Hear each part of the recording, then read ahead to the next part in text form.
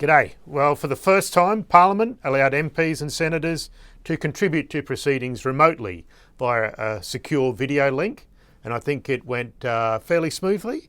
My IT equipment worked and my bookshelves held up, and I wasn't thrown out of question time, and that's always a good thing. It was a different experience, obviously adequate in the short term during a pandemic, but I look forward to going back to Canberra down the track. But I certainly enjoyed being still able to represent your interests, my constituents' interests down in Canberra, but from here in Sunnybank. So what happened this week in Parliament? Well, I spoke on a human rights report that was tabled this week. Sadly, the Labor members were again forced to table yet another dissenting report. As Deputy Chair, I just had to point out the inconsistencies contained in the Liberal lead majority report and how it appeared to ignore the international human rights advice provided to the committee.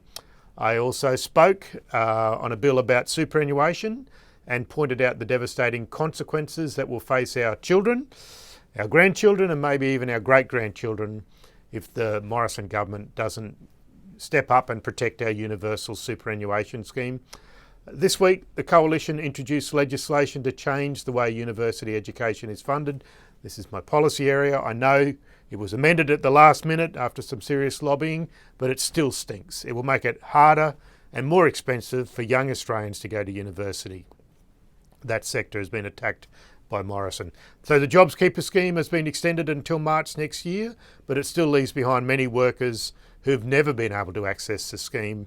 Labor will keep fighting on that, and Labor has been asking the government questions all week and more next week about why the aged care sector was not prepared for the devastating effect of COVID-19 in their facilities. So many deaths. There are plenty of warnings at the systemic level and from individual disasters in aged care facilities.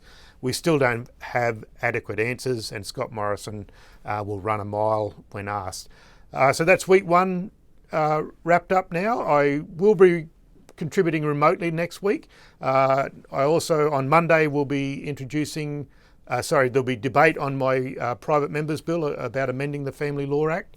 That will be debated, so watch out for that. I'll keep you informed, see how it goes. There's a Liberal person speaking on it and a Labor person. So plenty to watch out for. I hope to see you around over the weekend. Cheers.